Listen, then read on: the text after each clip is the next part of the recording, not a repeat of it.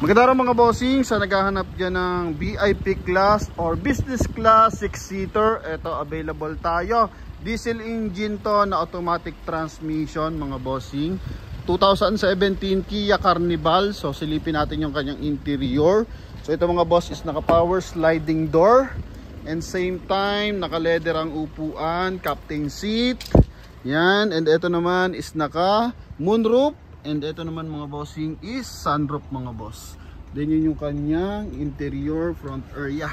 So sa mga interesado dito mga bossing, malaki na yung binaba ng presyo, no? So nakaraan presyo nila dito 980, pero sa atin sa Promote PH para sa mga mahal nating viewers and buyers, so 860 kasama yung transfer of ownership mga bossing.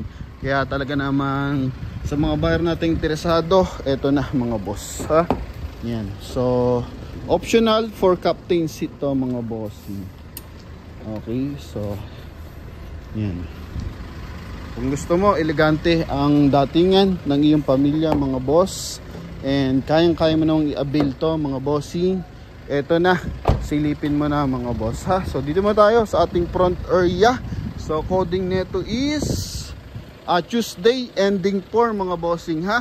Kulay is titanium, silipin natin kung titanium brown pala mga boss ang kulay natin dito. Yan, yun yung specific color niya. Then dito sa front area, naka chrome yung kanyang front grille, naka projector headlight yung kanyang headlight mismo mga bossing. Then naka clear lens yung ating fog light. So naka 4-eye sensor dito sa front area mga boss. Yan, para maiwasan ang collision. Okay, ganda ng kanyang mga bossing headlight. Then sa side naman naka two-tone mags. Then naka 6-stud yan. All disc brake na R18 mga boss, na 90% tread life pa to. Makapal pa yung gulong natin dito mga bossing, harap at likuran. Yan. Okay. Then pagdating naman dito sa side natin, so keyless entry, meron siyang signal light sa kanyang side mirror. May chrome accent dito sa kanyang window panel. Ito, baba, hanggang dito lang pala sa baba mga boss, pero sa taas buo yan hanggang dulo. Okay, then pagdating naman dito sa ating interior, so dito tayo sa loob. Ito yung kanyang interior mga boss, lambot na manubela. Mileage nito is 68,584. Yan, ang huling kasa record is 51,000 mga bossing. So medyo okay pa. Push start unit, ito yung susi niya. Check na lang natin kung dalawa available niya susi. Meron din siyang RFID card. Yan, then ito yung kanyang dashboard. Sa dashboard niya is meron siyang glossy type na kulay black dito sa kanyang panel. Ito, malapit dito sa kanyang meter cluster. Naka 1 din audio system. Then ito na mga bossing yung ating steering wheel. Yan, naka cruise control, naka hands free connection para sa ating 1 din audio system na CD type. Then sa side naman, ito kulay gray, tsaka light gray, tsaka kulay black yung ating door panel. Then dito, itong mismong hand grip is made by carbon fiber mga bossing. Chrome naman tong ating door opener. So open lang natin yung window magkabilaan. Yan, para at least ma-check natin kung gumagana yung kanyang power fold na side mirror. Okay, so responsive, no? Bilis. Ito yung switch niya mga bossing, ha. Turo na rin natin para sa mga kabili. So familiar na siya. Then sa pag-adjust, ito naman. Okay, so nakikita naman mga bossing, no? Then dito sa kabila, ba natin yung arrow natin dito mga boss. Yan, pindutin mo lang dito sa right. Then dito naman. Okay, so very responsive. Then dito glove box sa taas. Okay, glove box sa baba. Yan, combination color dito kulay gray. Yan, light gray sa natin mga bossing, sa bobang part sa interior tsaka sa ceiling. So kulay gray yan.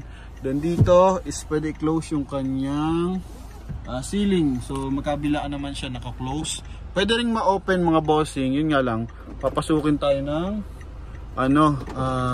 ulan yan. So pang maaraw lang talaga to mga boss. Okay, yan. Sasara na lang natin. Tsaka yung kabilang side. Okay. So naka high grade naman yung kanyang leather mga boss. So kahit mabasa siya, hindi agad siya magtutuklap mga boss, no? Then dito is meron din siyang switch ng ating power sliding door. Ito yon mga boss. Okay, then dito sa kabilang side meron din yun mga bossing. So may mga switches tayo dito sa ating taas banda sa front area. Yan. Okay.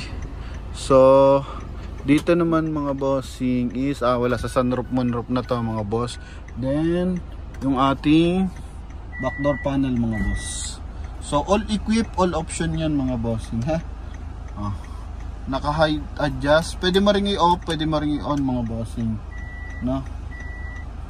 Yan. So pag naka height adjuster mga bossing, so mababa lang yung open para at least is naka protect sa mga bossing sa kabilang side ba. Kung sakasakali may ibababa kayong bagahe, kapag may dikit masyado, so tatama. So ito, mayroon siyang memory height mga bossing. Dalawang pindot para umangat ng mas mataas. Yan na siya mga bossing, ha. Okay. Yan. Pag slide, then pag close ng ating power tailgate. Then doon may sarili rin siyang switch mga bossing. So talagang napaka-special ng datingan, napaka-equip ng ating unit na to mga boss, no? Then ito walang handbrake, ha. Ito hindi to kasama sa akin to. Power bank ko yan. So meron siyang foot brake mga bossing kasi wala siyang handbrake. Naka-automatic climate control. Yan. Then dito naman sa side mga bossing, to combination color sa leather, gray. Then light gray naman itong gitna. Okay, then may gwapo sa gilid. Yan, sama nyo na yan mga boss. Dito naman sa second row, so optional for armrest. Okay, ito. Then pag nandito ka naman, so kitang kita mo yung bottled water holder, armrest dito sa harapan.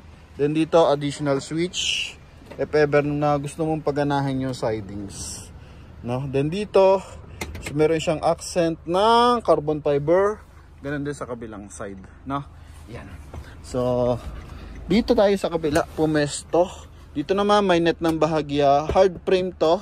Then yung ibabaw leather. Dito naman open tayo. So, magkabilaan, pwede. Okay? Then, may switch din siya ng aircon. Naka-automatic, pwede rin siya mag-automatic mode. Pwede mo rin din to sara mga boss. Yan, kung ayaw makita yung liwanag ng araw mga bossing. Then may additional pa tayo ditong features. Ito. So, meron siyang mga bossing, sunshade. So magkabilaan yung sunshade niya. Ito. Yan. Okay, so good for ang unit natin is good for 6-seater. So open natin ng bagya. Medyo madilim. Dito, good for 6-seater mga bossing, ha. Yan. So, pwede siya mag 7-seater kasi may bibisit dito sa third row. Open natin para maliwanag. Yan mga bossing, ha. So, optional na lang yan. Pero mas maganda kung 6-seater. So, dito tayo lumabas. Okay. Yan. And ito is naka, din ha mga bossing. Naka power window din to mga boss. So, nabababa pa to. Yan, so napakita pala natin kanina. So ito mga bossing yung likuran sa taillight, buo naman ang taillight niyan mga boss. May roof rail din, naka sharp antenna, 4-eye sensor to mga boss. Yan, sensor sa gilid, ito sa gitna. Then sara lang natin to mga boss. Okay. Sara lang natin ang bahagya. Okay. Ito yung window mga bossing sa likuran. So kita mo yung sunshade. Dalawa. Then sa harapan. Ayan ha mga boss. So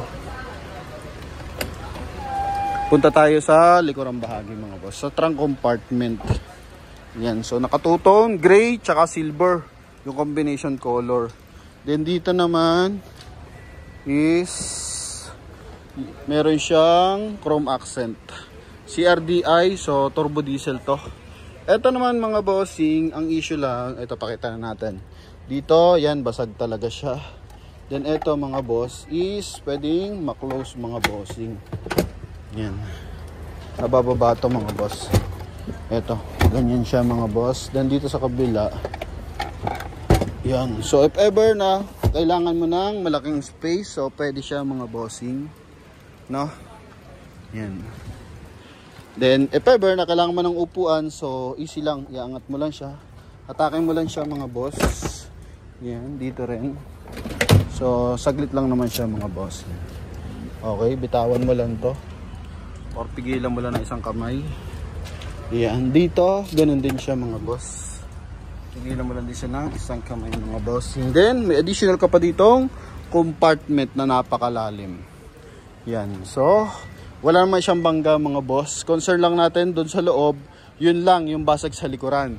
Then dito sa rear area, wala naman tayong concern sa taillight. Dito lang ako may concern mga boss, no? So, naka-as-is na siya. Ito mga bossing. Yan. So, may konting bubbles nung bahagya. Okay. Then, yun lang naman. Sa harapan, silipin natin kung meron pa. Pero the rest kasi mga boss, mga minor scratches na lang. Yan. Sa headlight, maayos naman yung headlight natin mga bossing. Okay. So, punta tayo sa engine bay. Yan. Sa engine bay tayo mga boss. Ito. Para sa mga bar natin interesado, yung malaki ng binaba ha. From 980 to ano na lang to mga bossing, 860. So CRDI 16 valve mga bossing. Ayan yung kanyang panel sa side. So buo naman and 100% naman to mga boss na hindi binaha. Yan. Makina nito is makina ng Santa Fe. Makina ng Santa Fe. I think makina rin ng Tucson. O pagpalagay na natin hindi sa Tucson mga bossing. Pero sa Hyundai Santa Fe, makina to. Tapos makina din to ng Kia Sorento. Then Kia Carnival mga boss. So pare-para sila 2.2 liters na turbo diesel. So bakit sila pare-parehas? Kasi yung Kia and Hyundai, so magka-sister company talaga yan sa sa Korea mga boss, no? Kaya dito sa Pilipinas, meron siyang counterpart na pares ng makina mga bossing. Sa ating mga bar na interesado, so kung wala kayong mahanap na Alphard, eto, may mas mababa tayong presyo, Kia Carnival mga bossing, sa halagang 860,000, titanium brown yung kulay mga boss. So tawag na mga bossing, thank you and God bless, bye bye.